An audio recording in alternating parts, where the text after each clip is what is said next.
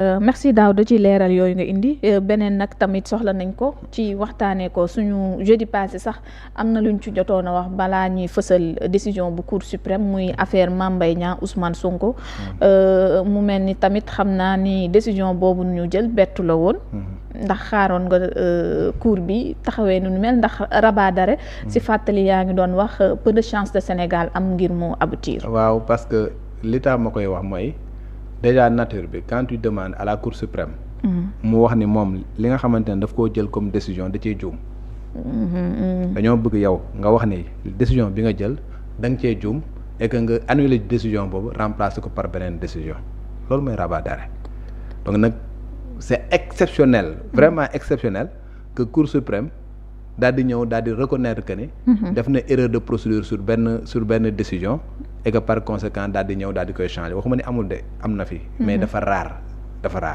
parce que encore une fois le rabat d'arrêt c'est une décision de la Cour suprême que tu attaques. D'accord loolu mooy rabat d'arrêt. moom mi àtte moom ngay. attaqué waaw yow attaqué wuloo décision bu cour d'appel attaqué wuloo décision bu tribunal de première instance tribunal correctionnel wala nangam attaqué woo loolu une décision de la Cour suprême benn chambre parce que Cour suprême dafa am 4 chambres. benn décision bu benn chambre jël moom nga jël attaqué ko jàpp ni am na erreur de procédure bu nga xamante ne dafa am impact sur la décision finale.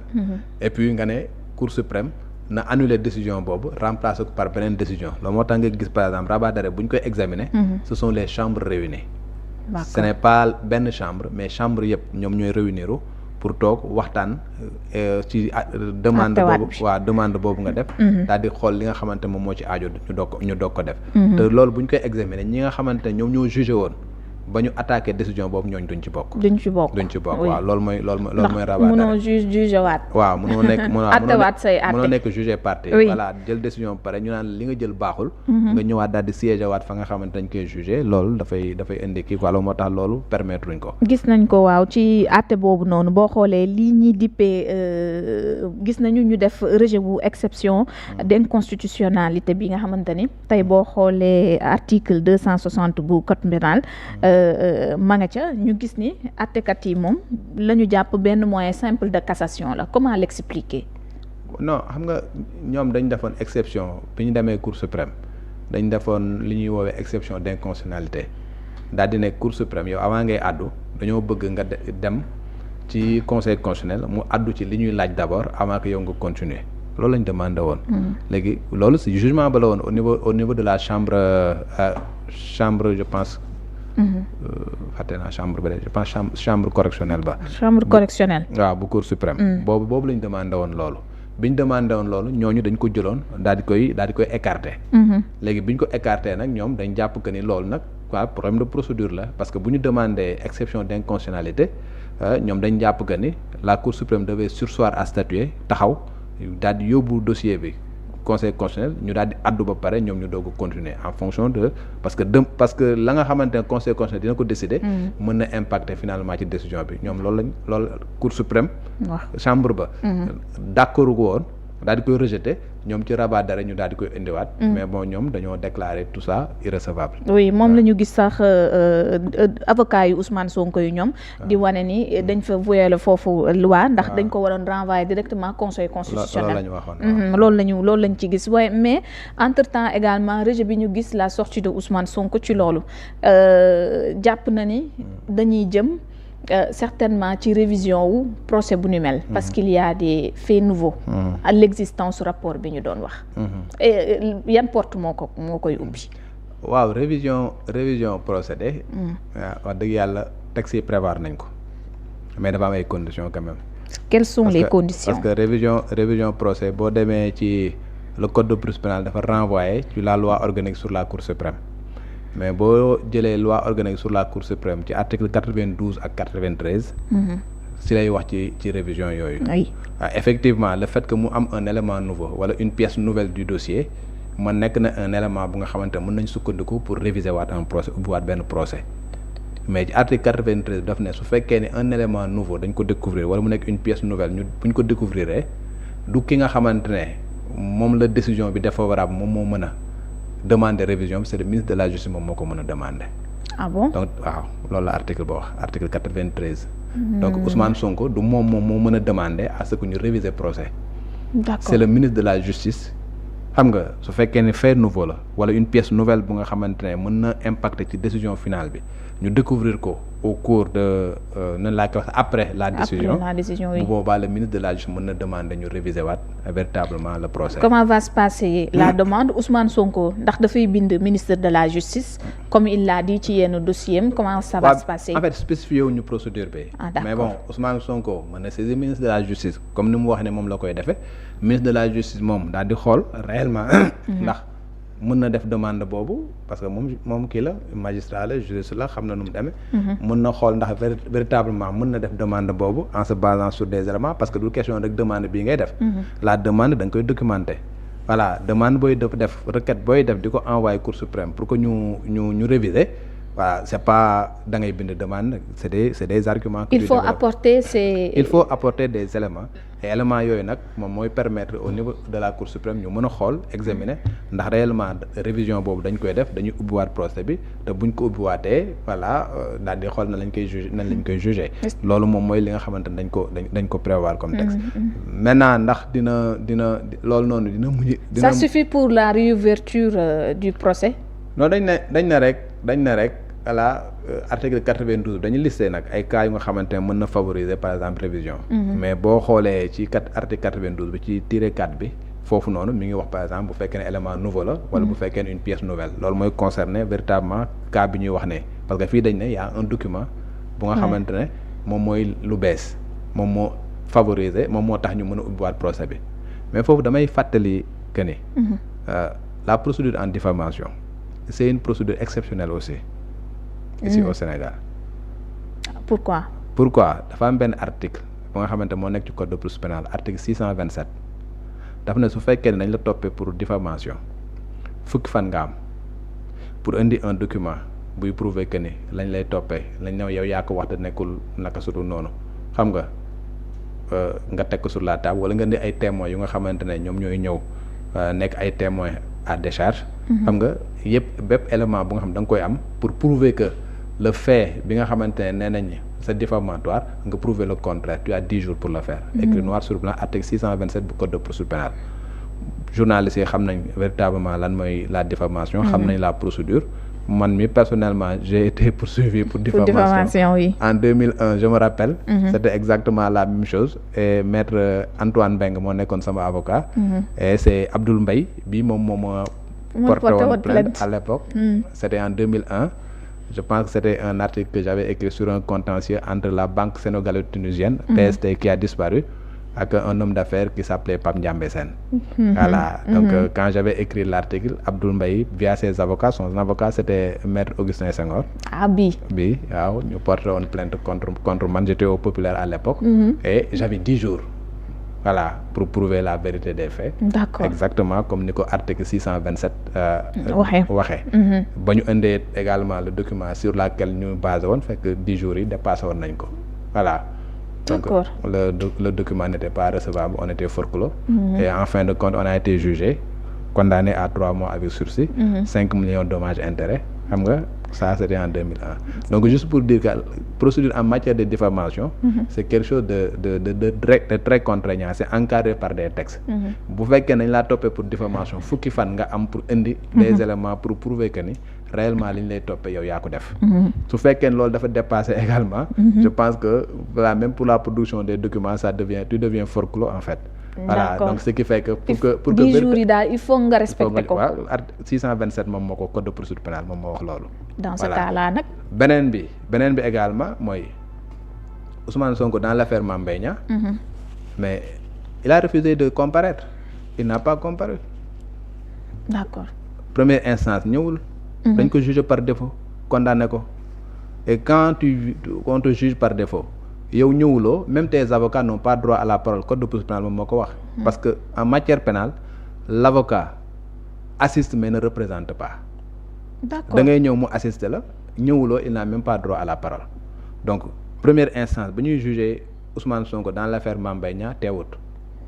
ñu juger ko condamné ko à 2 mois avec sursis daal di koy condamné à 200 millions de dommages et intérêts. Et je pense que juge bi ngay wax noonu. moom moo ko jugé woon. ki doon Keita yaa xam Keita boobu. moom moo jëloon décision boobu. bi ñu demee au niveau de la cour d'appel également parce que Mame Mbaye Niang dafa interjeté woon appel. Le procureur également dafa interjeté woon appel. En estimant que peine bi nga xamante ne dañ ko infligé Ousmane Sonko muy 2 mois yi dafa ndaw par rapport ak li nga xam moom la texte yi wax. Parce que les textes prévoient voilà une peine de 3 mois. Minimum. Donc ñoom bi ñu interjeté au niveau de la cour d'appel Ousmane Sonko ñëwul waatoon également au niveau de la cour d'appel. La cour d'appel daal di statuer daal di corser la peine. daal di koy condamné à 6 mois avec sursis 200 millions de dommages et intérêts tegoon ci sax li ñuy woowee contrainte par corps. waaw contrainte par corps bi. tegoon nañ ko ci au niveau de la cour d'appel.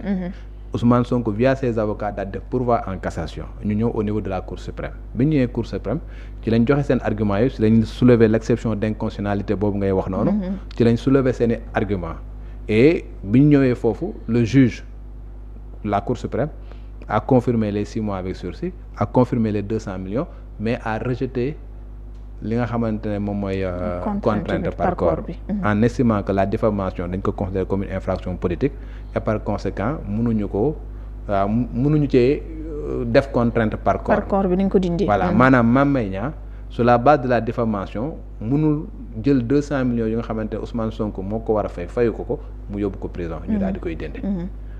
Aujourd'hui quand tu booy yaa ngi jël décision boobu contesté ko toute la procédure yow sa bopp nanguwoo woon nga ñëw wuy si au niveau de la justice bi daal di juger sur dossier parce que les juges ils jugent sur la base d'un dossier.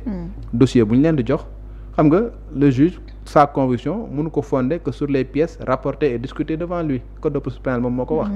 Donc tey éléments yi nga xamante ne moom la am ci lay basé wu et sur la base de ces éléments là moom lay fonder sa propre conviction. Il peut pas dire que voilà bon nee nañ rapport am na man maay dem di wëlbatu di lëñbatu ndax rapport am na wala du rapport amul loolu c'est pas le juge qui le fait. yow bi nga xamante ne yow lañ topp c'est à toi d'apporter tes éléments. ki nga xamante ne moom mooy topp également moom mooy soutenir l'accusation mais yow mi nga xamante ne également ñu ngi lay topp comme ni ma ko waxee article 627 moom daf la jox 10 jours pour que nga ñëw nga prouver le fait diffamatoire bi nga xamante ne moom lañ lay toppee. loolu c'est une procédure d'exception bu nga xamante ne mu ngi suñu code de procédure pénale. fii nii fait yi bees nii moom moo di élément bi bees. waaw élément bi dañ ne rapport bi. ça existe. rapport bi. oui rapport bi au moment où ñu koy topp dañ ne woon existé na moom il avait dit qu'il avait le rapport. Oui c'est ce qu'il avait dit. Ousmane Sonko bañ koy auditionné au niveau de la division des investigations criminelles il avait dit qu'il avait le rapport. Voilà bu njëkk sax nu mu tëddee IGE rapport IGE lañ doon wax. après finalement IGF moom moo nekkoon IGE la ñu waxoon. après finalement lañ ne non dañoo jum du woon IGF la woon. mais instant boobu nee nañ woon document bi amoon nañ ko. léegi document boobu nag boo ko amee boo ñëwee par exemple ñu ne ok on te poursuit tu donnes les éléments pour ragg sa ginnaaw su fekkee ne nag amuloo éléments yi nga xamante ni moom mooy ragg sa ginnaaw juge bu jëlee benn décision daal lay condamner nul ne peut se prévaloir de sa propre turpitude. mais y avait tamit beneen problème bi amoon moom mooy même su présenté woon tamit élément boobu noonu. yoon mën na kaa topp. non loolu nit ñee koy wax. loolu c'est les gens qui disent que même bu joon élément bi kii ko mën nañ ko topp pour recel de documents et consorts. justement voilà loolu nit ñi ñoom ñoo ko franchement loolu. ñun parce que loolu piège la woon. boo nit ñee wax ay piège la ay wala du piège. mais tu as quelque chose bu nga xamante ne parce que c'est pas quelque chose bu nga xamante ne da nga koy bàcc sur la place publique. Même bu fekkee c'est un document administratif c'est pas quelque chose bu nga xam da nga ko publier sur les réseaux sociaux ak nangam ak nangam c'est dans le cadre d'une procédure judiciaire. On te poursuit pour quelque chose on te dit que yow yaa def lii yow jàpp nga ni lii nga xamante ne wax nga ko ci Daouda Mine dafa nekk lu nga xam ne du dëgg la am naa la preuve que ni lu dëgg la le juge me le demande. Je le donne à mes avocats ñu dem jox ko juge bu génnee ci biti juge moo ko ci génne. parce que le juge a le devoir de protéger moom également son dossier. Il peut pas se baser sur voilà loo xamante ne da nga ko ñëw pour ragg ginnaaw ba pare topp wëlbatu ko toppaat la ci loolu. le juge il est saisi d'une chose il est saisi in rem. Il peut pas se baser après sur des documents bu nga xam ne da nga koo indi pour prouver un œuvre daal di wëlbatu ko moom ci boom topp la. loolu yanuwul maanaa sax. exactement maintenant quelles sont les chances qui s'ouvrent ci côté Ousmane Sonko vu que moom bëgg na vaille que vaille ñu ubbiwaat mbir yi te dina jaar ci fii ko yoon wax. man de nee naa 92 93 permettre na ñu ubbiwaat. enquête ñu ubbiwaat ko waaw. ay article laa la wax. Révision procès est prévue par les textes article 92 article 93 de la loi organique sur la Cour suprême article yooyu daf ne ministre de la justice moom moo mën a demander révision procès su fekkee am na élément nouveau su fekkee am na pièce bu bees am na yenn élément mais cas bi ñu concerne lay wax nii quoi su fekkee ne am na élément nouveau wala mu am une pièce nouvelle ministre de la justice mën na demander révision bu boobaa nag cour suprême moom mooy àddu mais ce que j'ai expliqué sànq également dafa nekk des éléments yu nga xamante ne c'est des éléments d'appréciation du dossier benn diffamation la ñuy wax article 627 nee na 10 jours la amoon pour prouver le fait diffamatoire la deuxième chose ci procédure bi yëpp c'est lui qui n'a pas voulu répondre c'est lui qui n'est pas allé daal di défendre boppam joxe ses arguments il a été jugé par défaut à 2 reprises première instance deuxième instance. kaaneen ci jafe-jafe yi nga xamante ne amoon na pour dem ndax gisoon nañ li amoon ci diggante bi ak force de l'ordre yeeg xëccoo bi et ça. waaw loolu xaj na buñ demee bu fekkee nee nañ. ubbiwaat nañ dossier bi. xaj na éléments yooyu dinañ ko. mën nañ ci mais peut-être ñu tëddee honnêtement ci sama xel mu gàtt. su fekkee damay wax rek te yàlla tax man jàpp naa ni. L'affaire Mame Mbaye Niang Ousmane Sonko a perdu et il a perdu définitivement. voie de recours yi waxoon nañ yëpp tëju na. man jàpp naa ne am na li ñuy woowee autorité de la chose jugée mooy lépp lu nga xamante amoon na ko comme recours première instance deuxième instance cassation même rabat d'arrêt xam nga moom d'habitude 3 balles la nit ñi am moom il a eu 4 balles xam nga yooyu yëpp épuisé nañ ko et par conséquent d'habitude première instance deuxième cour suprême bu décider affaire ba jeex na. mais moom cour suprême dafa des pare mu defaat rabat d'arrêt muy 4e balle. yooyu yëpp am obtenir gain de cause man jàpp naa ne pour ce cas yi béy wéy na mbuus man loolu laa jàpp. bu demee teg document yi ne mi ngi nii nañ ma àttewaat ba aw ma woon document mais tey am naa document yi ñuy wax mi ngi nii. waaw on attend de voir. man loolu laa jàpp amoo ci yaakaar sama xel mu gàtt daal encore une fois laay waxee. d'accord waaw sama xel mu gàtt laay waxee. mais jàpp naa ni daal en ce qui concerne l'affaire Ousmane Sonko Mame Mbaye Niang la messe est dite. Ousmane Sonko a été condamné à 6 mois avec sursis à 200 millions de dommages et intérêts. Voilà, pour les 6 mois avec sursis, la loi d'amnistie purgé na ko donc mënu ko empêcher muy bokk ci élection. Mais les 200 millions de dommages et intérêts nekk lu nga xamante ne normalement da ko war a fay Mame Mbaye Niang. parce que kon 200 000 yi da koy millions yi 200 000 da ko war a fay. La loi d'amnistie ne préjudicie pas aux droits des tiers. Écrit noir sur blanc. léegi fan ci ban cas la ñu mën a topp Mame Mbaye Niang su fekkee ni ñoom nee nañ gis nañu. rapport boo xamante ni yoon nañu fàttali ne ministre la woon jooju jamono ñuy wax mbirum Prodac ba tey jii ñoom ñu ne gis nañ li nga xamante ni moom moo tax ñu mën koo topp. Mame Mbaye Niang boo koy topp da ngay ubbi beneen dossier le concernant. dossier bi clôturé na jeex na su fekkee ne da nga ne ok dama am benn rapport. rapport bu nga xamante ne dañ cee gis ay luubal yu nga xamante ne Mame Mbaye Niang da koo def. et que ces faits là ne sont pas prescrits. ces faits là ne sont pas prescrits. su fekkee ne loolu am na man mun naa jël dossier bi comme ni nga gisee par exemple ñu jël ay dossier fonds force Covid di ci topp ay ñoom Farba Ngom di ci topp ay ñeneen di ci topp ay ñeneen. am bon Farba sax du ay fonds force Covid di ci topp ay yenn ministres et consorts. xam nga noonu nga mën a par exemple su fekkee ne gis nga benn document gis nga ay ñaawteef yu nga xam jàpp nga ne Mame Mbaye Niang moom moo ko def. nga jël éléments yi nga jox procureur sur la base de ça mu ubbi enquête contre moom. après ñu def procédure bi nga xamante ni defoon nañ ko avec les ministres. procédure lay doon bu fekkee ne la nga xamante dañ ko daf ko defoon. c'est dans l'exercice de ses fonctions. da ko defoon en tant que ministre bu boobaa procédure bu nga xamante ne dafay jaar au niveau de l'Assemblée nationale parce que haute cour de justice bu boobaa moom mooy ki nga xamante moom moo war a juger Mame Mbaye Niang su fekkee nag dafa nekk loo xamante ne daf koo def te nekkul woon ministre. bu boobaa soxla woon ngay jaar haute cour de justice. d'accord voilà. kon daal loolu lañ mën a jàpp ci situation bi mais dafa wax benn wax.